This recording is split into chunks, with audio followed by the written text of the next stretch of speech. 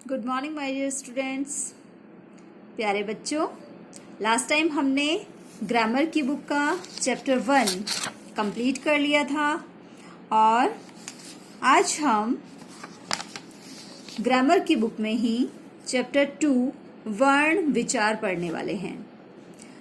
तो सबसे पहले आप डेट डालेंगे बुक में। जब भी हम बुक में या नोटबुक में काम स्टार्ट करें तो डेट ज़रूर डालें। हमारे चैप्टर का नाम है वर्ण विचार। तो देखिए, ध्वनियों को लिखित रूप देने के लिए जिन चिन्हों का प्रयोग किया जाता है उन्हें वर्ण कहते हैं। मतलब लिखने के लिए हम जो भी चिन्हों का प्रयोग करते हैं वो सब वर्ण कहलाते हैं। ठीक है, वर्ण जो है वो भाषा की सबसे छोटी इकाई है। वर्ण जो होता है वो भाषा की सबसे छोटी इकाई होती है जिसके और टुकड़े नहीं किए जा सकते। ठीक है, अब देखिए, ये एक शब्द है हाथी। अब हाथी ये तो शब्द है। अब इसमें जो वर्ण काम में आए हैं उसको हम अलग अलग लिखेंगे। जैसे ह लिख दिया हमने। ठीक है, ह व्यंजन है। अब इसमें स्वर जुड़ा हुआ है। कौन सा स्वर जुड़ा हुआ है? आ। ठीक है, व्यंजन में से हमने स्वर को अलग कर दिया तो अलग, ये अलग ध्वनि हो गई, ये अलग ध्वनि हो गई। ये व्यंजन को जब हमने अलग किया तो ये पूरा व्यंजन नहीं है, इसके नीचे हमें फिर हलंत लगाना पड़ता है। ये एक तरह से ये आधा अक्षर है ह। ठीक है, ह भी नहीं है ये, क्योंकि ह यदि हम बोलते हैं तो उसमें अ भी जुड़ा होता है। ये सिर्फ है ह। ठीक है, अब इसमें आ जुड़ा तो प्लस करके हमने आ लिख दिया। फिर है थ। थ उसके नीचे हलंत। व्यंजन को जब हम स्वर से अलग कर देते हैं तो उसके नीचे हम हलंत जरूर लगाते हैं। ओके, और थ में किसकी मात्रा लग रही है? बड़ी ई, तो हमने बड़ी ई यहां लिख दी। इस तरह से हमें इनको भी अलग करना है। नील गाय, न बड़ी ई ल। अब ल में कोई मात्रा नहीं है तो ल में अ, नील। जब हम ल बोलेंगे तो ल में अ भी जुड़ा होता है। ये ध्यान रखना कि कभी भी कोई भी ऐसा वर्ण दिखे कि ये है कि इसमें तो कोई जुड़ा हुआ ही नहीं है, इसमें तो कोई मात्रा ही नहीं है, जब मात्रा कोई भी नहीं होती तो वहां अ होता है। तो इसलिए हमें अ लिखना होता है वहां पर। और ग में आ की मात्रा य, और फिर य में कोई मात्रा नहीं है तो फिर अ लिख दिया हमने। इस तरह से दूध वाला, द बड़ा ऊ, ध अ व आ ल आ, दूध वाला। ओके, व्यंजन जब भी अलग करके लिखेंगे तो उसके नीचे हम हलंत जरूर लगाएंगे। ये आपको याद रखना है, स्वरों के नीचे हलंत नहीं लगेगा। अब इनके और टुकड़े नहीं कर सकते हम। ठीक है, शब्द में से वर्णों को अलग अलग सबसे छोटी ध्वनियां बना दिया, अब इसके और टुकड़े नहीं किए जा सकते, तो ये कहलाते हैं वर्ण। अब देखिए, लिखा है भाषा की सबसे छोटी इकाई जिसके टुकड़े नहीं किए जा सकते उसे वर्ण कहते हैं। लर्न करना है आपको ये। वर्णमाला, वर्णों के क्रमबद्ध और व्यवस्थित समूह को वर्णमाला कहते हैं। वैसे तो आपको पता है कि ये सब वर्ण हैं। आपको पता है कि ये ड है, ये ब है, ये छ है, ये ठ है, ये र है, आप सब जानते हैं। लेकिन आपको यदि कहा जाए अलग अलग करके कि इन्हें आप व्यवस्थित कर दीजिए, इनको क्रम से लिख दीजिए, तो आप नहीं लिख पाएंगे, है ना। लेकिन फर्स्ट क्लास के बच्चे उसे बहुत अच्छी तरह से लिख देते हैं क्योंकि उन्हें वो लर्न होता है। आपने भी पढ़ा था, लेकिन आपको ये ज्ञान होना चाहिए। वर्णमाला किसे कहते हैं? वर्णों के क्रमबद्ध और व्यवस्थित समूह को वर्णमाला कहते हैं। जब इनको क्रम से लिखा जाए तो ये बन गई वर्णमाला। वर्णमाला में क्या क्या होता है? स्वर होते हैं और व्यंजन होते हैं। ठीक है, अभी हम स्वर और व्यंजन के बारे में आगे पढ़ने वाले हैं। आगे देखते हैं वर्ण के भेद। वर्ण के दो भेद होते हैं, स्वर और व्यंजन। ठीक है, अब पढ़ेंगे स्वर। जिन वर्णों का उच्चारण अन्य ध्वनियों की सहायता के बिना हो, जिन वर्णों का उच्चारण अन्य ध्वनियों की सहायता के बिना हो उन्हें स्वर कहते हैं। इनके उच्चारण में हवा मुख से बिना रुके बाहर निकलती है। चाहे तो आप बोलकर देख लीजिए। स्वरों की कुल संख्या 11 होती है। अब देखिए, आपने यहाँ देखा था स्वर, ये है स्वर, ये है 11। ठीक है, आप इनको बोलकर देख लीजिए बिना रुकावट के। आ ई उ री ए ऐ ओ औ। डायरेक्ट मुंह से हवा बाहर निकलती है बिना किसी रुकावट के। ठीक है, क्योंकि हमारी जो टंग है वो कहीं टच नहीं होती, डायरेक्ट बस हवा बाहर निकलती है। तो ये तो है स्वर। देखिए, अब है स्वर के भेद। स्वर के 3 भेद होते हैं, ह्रस्व स्वर, दीर्घ स्वर और प्लुत स्वर। ह्रस्व स्वर क्या होता है? जिन स्वरों को बोलने में अन्य स्वरों की अपेक्षा कम समय लगता है उन्हें ह्रस्व स्वर कहते हैं। ये संख्या में 4 हैं, अ, ई, उ, री। ह्रस्व स्वर का मतलब आ गया होगा आपको समझ में, जिन स्वरों को बोलने में अन्य स्वरों की तुलना में कम समय लगता है। स्वर तो 11 होते हैं, लेकिन ये 4 हैं ह्रस्व स्वर, क्योंकि उन 11 में से इन 4 को बोलेंगे तो कम समय लगता है और बाकियों को बोलने में उससे ज्यादा समय लगता है। दीर्घ स्वर क्या होता है? जिन स्वरों को बोलने में ह्रस्व स्वरों की तुलना में अधिक समय लगता है। ह्रस्व स्वर को बोलते हैं उसमें बिल्कुल कम समय लगता है, दीर्घ स्वर में उससे ज्यादा समय लगता है। ठीक है, उन्हें दीर्घ स्वर कहते हैं। ये संख्या में 7 होते हैं, आ, ई, उ, ए, ऐ, ओ, औ। इन्हें बोलने में ज्यादा समय लगा ना। देखिए, ये तो हमने बोल दिया अ, और एक हमने बोला आ, तो अ को बोलने में हमें कम समय लगा, आ बोलने में ज्यादा। ई कम समय लगा और ई बड़ी ई है तो ये ज्यादा समय लगा, तो ये दीर्घ स्वर है, ये ह्रस्व स्वर है। नेक्स्ट है प्लुत स्वर। जिन स्वरों को बोलने में ह्रस्व और दीर्घ स्वरों से अधिक समय लगता है, इससे भी और इससे भी दोनों से ज्यादा समय लगे, वो होता है प्लुत स्वर। और प्लुत स्वर किसे कहते हैं? सिर्फ एक ही होता है, ओम। ओम को यदि हम तरीके से बोले ओम, तो फिर इसे बोलने में इन दोनों से ज्यादा समय लगता है, तो ये होता है प्लुत स्वर। ठीक है, नेक्स्ट देखिए, अयोगवाह। ये क्या होते हैं? हिंदी वर्णमाला के 2 वर्ण अयोगवाह के अंतर्गत आते हैं, अंग और अह। ठीक है, ये ना स्वर होते हैं ना व्यंजन होते हैं, इन्हें अयोगवाह बोलते हैं। अंग को अनुस्वार कहते हैं और अह को हम विसर्ग कहते हैं। ठीक है, आगे जो 2 बिंदियां लगती है उन्हें हम विसर्ग कहते हैं, ऊपर जो एक बिंदी लगती है उसे हम अनुस्वार कहते हैं। इनका स्थान स्वरों के बाद आता है। ये ना तो स्वर में आते हैं और ना ही व्यंजन में आते हैं, परंतु इनकी भी स्वरों की तरह मात्राएं होती हैं, इसलिए इन्हें स्वरों के साथ ही लिखा जाता है। जिस तरह से ई की मात्रा होती है, ओ की मात्रा होती है, इसी तरह से अंग की भी मात्रा होती है, बिंदी, विसर्ग की भी मात्रा होती है, आगे 2 बिंदियां, इसलिए इनको भी स्वर के साथ ही लिखते हैं। अनुस्वार है, जिन स्वरों का उच्चारण करते समय हवा सिर्फ नाक से बाहर निकलती है उसे अनुस्वार कहते हैं। लिखित रूप में इसका प्रयोग वर्ण के ऊपर बिंदी लगाकर किया जाता है, जैसे अंग, रंग, चंचल, हंस, तरंग, डंडा, बंदर आदि। ठीक है। अनुनासिक, जिन स्वरों का उच्चारण करते समय हवा मुख और नाक से निकलती है, इसमें सिर्फ हवा नाक से निकलती है और इसमें हवा मुख और नाक दोनों से निकलती है। ठीक है, उन्हें हम अनुनासिक कहते हैं। इसका प्रयोग वर्णों के ऊपर चंद्र बिंदु लगाकर किया जाता है। अनुस्वार में तो सिर्फ बिंदी लगती है और अनुनासिक में चंद्र बिंदु लगता है, जैसे कांच, पांच, छाछ, आंख, दांत, ऊंट आदि। बारिश नहीं आ रही। हाँ।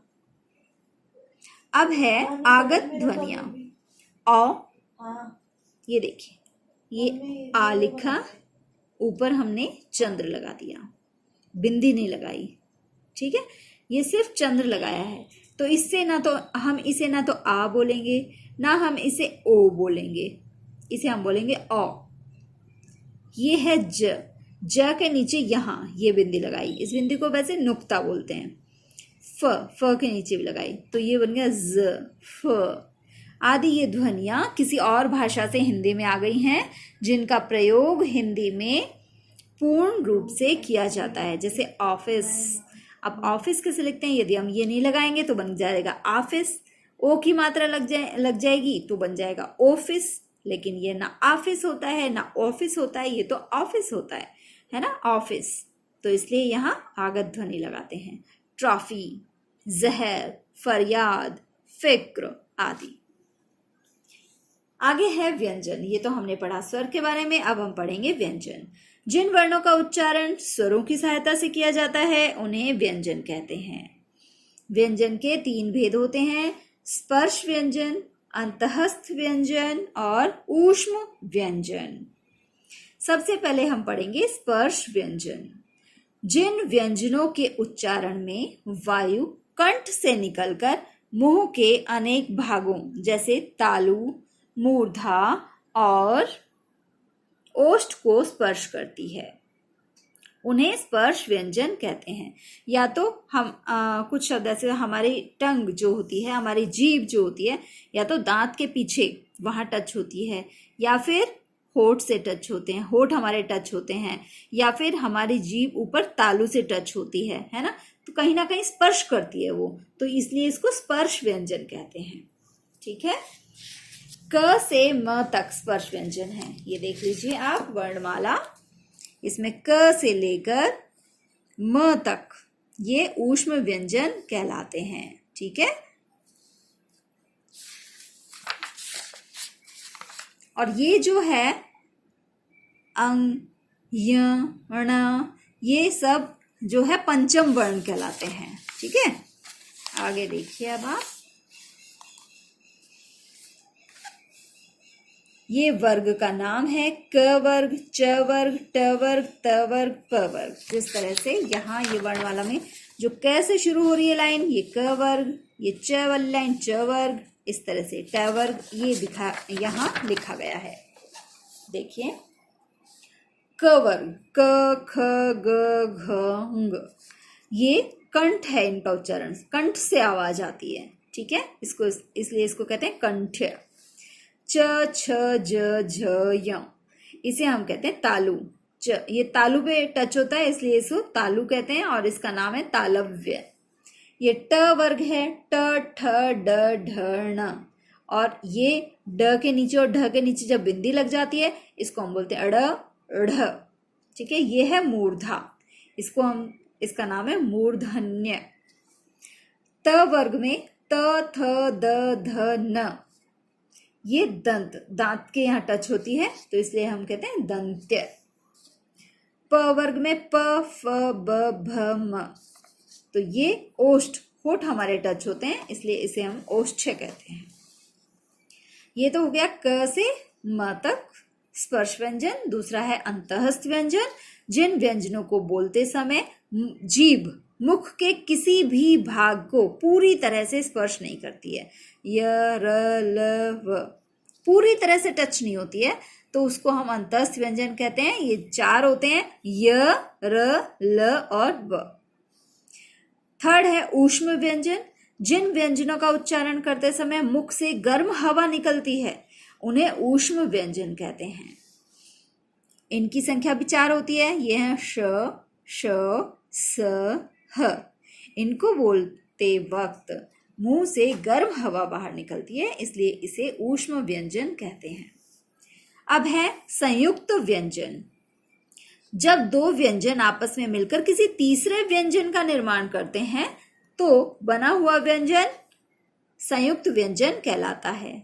जैसे क और श, 2 व्यंजन हैं, ये आपस में मिल गए तो बन गया क्ष, क्ष, है ना। तो क्ष जो है वो संयुक्त व्यंजन है। इस तरह से ज्ञ, त्र, श्र, क्ष, त्र, ज्ञ और श्र, ये संयुक्त व्यंजन है। इनकी संख्या भी 4 ही होती है।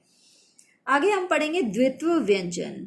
2 समान वर्णों के संयोग से बनने वाले व्यंजन को द्वित्व व्यंजन कहते हैं। 2 एक जैसे वर्ण, जैसे आधक क, जब क के नीचे हलंत लग जाता है, किसी भी व्यंजन के नीचे हलंत लग जाता है तो वो आधा अक्षर ही माना जाता है ना। आधा क और पूरा क, 2 समान मिल गए ना, तो ये समान वर्णों के संयोग से बना, तो इसे हम द्वित्व व्यंजन कहते हैं।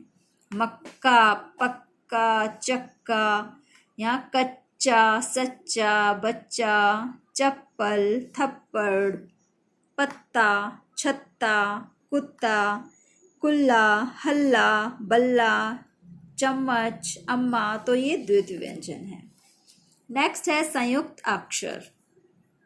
दो भिन्न वर्णों के संयोग से बनने वाले, या तो समान वर्णों के संयोग से बने तो द्वित्व व्यंजन, भिन्न वर्णों के संयोग से बने तो संयुक्त अक्षर कहलाते हैं। ठीक है, एक स्वर रहित व्यंजन का स्वर सहित व्यंजन के साथ मेल होने से, आधा अक्षर और पूरा अक्षर, मतलब कहने का ये है आधा अक्षर और एक पूरा अक्षर, ये दोनों मिलकर जब कोई व्यंजन के साथ मेल होते हैं ये आपस में, तो ये संयुक्त अक्षर बनता है। जैसे विद्या, ठीक है, दो भिन्न वर्णों का संयोग हो गया।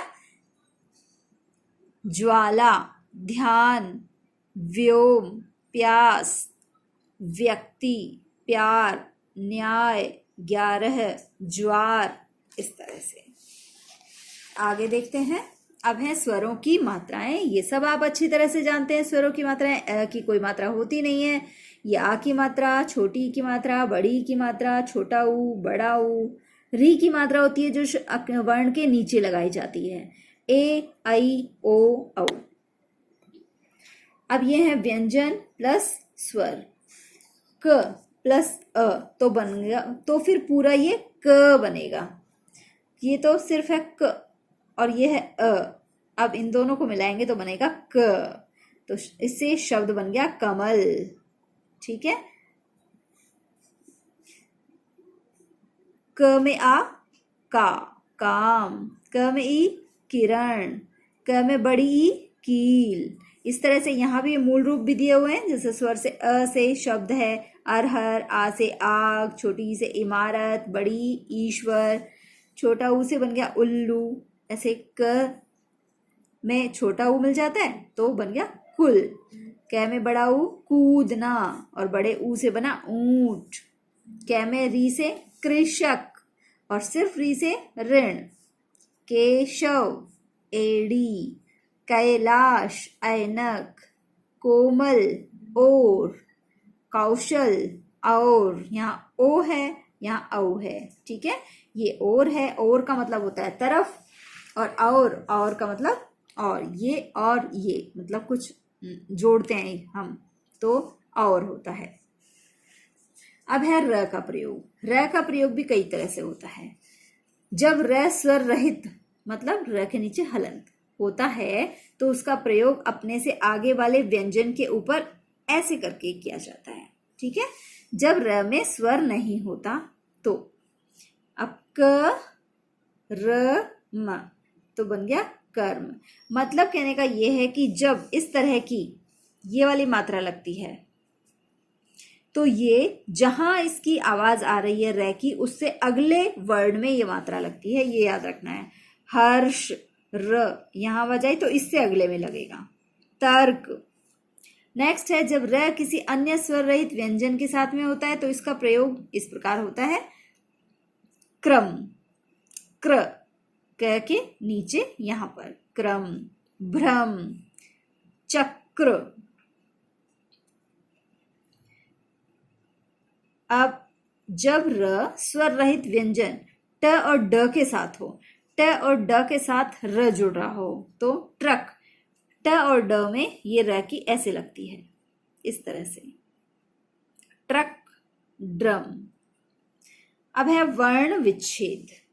किसी शब्द में प्रयुक्त सभी वर्णों को अलग अलग करके लिखना वर्ण विच्छेद कहलाता है। ये तो एक शब्द है, शब्द से सभी वर्णों को अलग अलग करके लिखेंगे तो वर्ण विच्छेद हो जाएगा। वर्णों को अलग अलग करके लिखना वर्ण विच्छेद कहलाता है। ठीक है, आशा करती हूँ आपको चैप्टर समझ में आया होगा। एक बार हम इसमें हमने क्या क्या पढ़ा, हाइलाइट्स पढ़ लेते हैं। वर्ण भाषा की सबसे छोटी इकाई है। वर्णों के व्यवस्थित और क्रमबद्ध समूह को वर्णमाला कहते हैं। वर्ण के दो भेद हैं, स्वर और व्यंजन। हिंदी में 11 स्वर और 33 मूल व्यंजन हैं।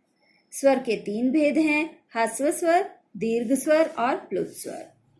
व्यंजन के भी 3 भेद हैं, स्पर्श व्यंजन, अंतःस्थ व्यंजन और ऊष्म व्यंजन। 2 समान वर्णों के संयोग से बनने वाले व्यंजन को द्वित्व व्यंजन कहते हैं। एक स्वर रहित व्यंजन का स्वर सहित व्यंजन के साथ मेल होने पर संयुक्ताक्षर बनता है। ठीक है, तो ये चैप्टर कंप्लीट हुआ। आप इस चैप्टर को रीडिंग जरूर करें इसकी, जिससे कि आप और अच्छी तरह से इसे समझ पाएंगे। Thank you.